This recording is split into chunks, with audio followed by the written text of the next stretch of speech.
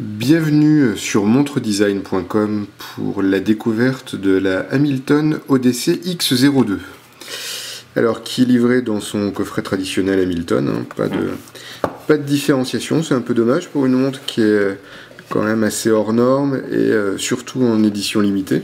Donc on retrouve le coffret en bois Hamilton et le petit manuel avec, je vous le disais, un bonus puisque cette montre est en édition limitée. On a la chance d'avoir un joli certificat, donc c'est assez cheap, hein, avec les remerciements du patron et le numéro de l'édition limitée sur les 1000 pièces qui sont commercialisées pour cette série. On va donc ouvrir le coffret pour découvrir la Hamilton ODC X02, voilà, qui est intégré de manière magnifique dans son coffret. Et le moins qu'on puisse dire, c'est que cette montre dénote ou détonne par son design, qui a priori ne ressemble à pas grand chose sur la planète horlogère.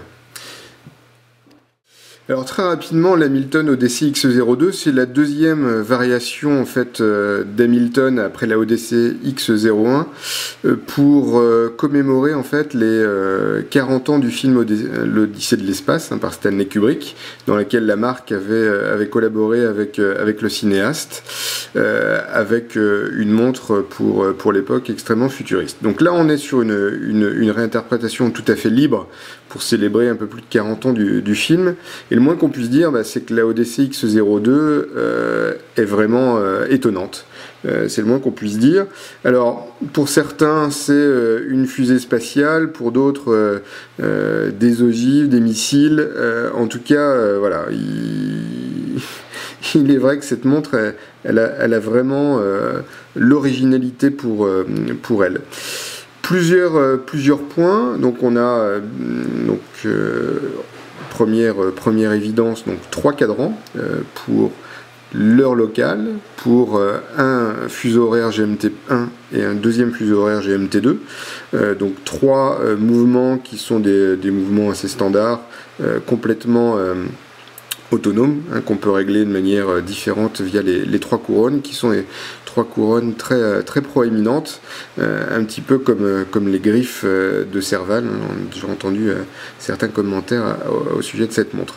Autre point qui frappe en fait sur cette montre, c'est son côté lumineux et ouvert. La bonne idée du designer, ça a été d'intégrer ici des verres sur les parois latérales du boîtier, d'une part qui permettent vraiment de donner une sensation de légèreté, et puis cette sensation d'espace, de véritable capsule spatiale. Donc ça, c'est vraiment un effet extrêmement bien réussi. Autre point également, c'est qu'on est sur un boîtier totalement en titane, donc très léger, ce qui n'enlève rien à l'ensemble de la qualité de fabrication. Alors au poignet, la première chose que l'on remarque, c'est sa légèreté, d'une part parce que le boîtier est totalement en titane, mais aussi parce que avec son bracelet en caoutchouc, boucle déployante, on a une montre très bien intégrée au poignet, malgré la bonne dimension du boîtier, vous pouvez le voir.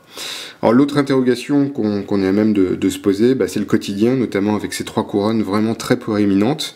D'une part, si vous portez beaucoup de chemises, il se peut que ce soit assez dérangeant, et puis la possibilité de se prendre ces couronnes dans les différents obstacles du quotidien. En tout cas, je pense que c'est une montre qu'on ne porte pas non plus de manière ultra régulière. Donc en conclusion, l'Hamilton ODC X02 est une montre vraiment détonnante, hein. Elle ne ressemble à aucune autre montre qui est présente déjà sur le marché horloger, donc c'est vraiment la prime à l'originalité. On aime ou on n'aime pas, ça c'est clair. Ça, je ne pourrais pas vous forcer à aimer cette montre. Elle est vraiment trop originale pour ça, mais en tout cas, voilà, elle ne laisse pas indifférent.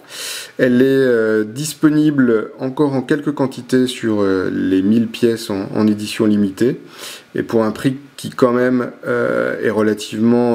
joue relativement le côté exclusivité, à un peu plus de 1300 €. Voilà, vous pouvez retrouver tous les détails sur l'Hamilton ODC X02 sur montredesign.com. À bientôt.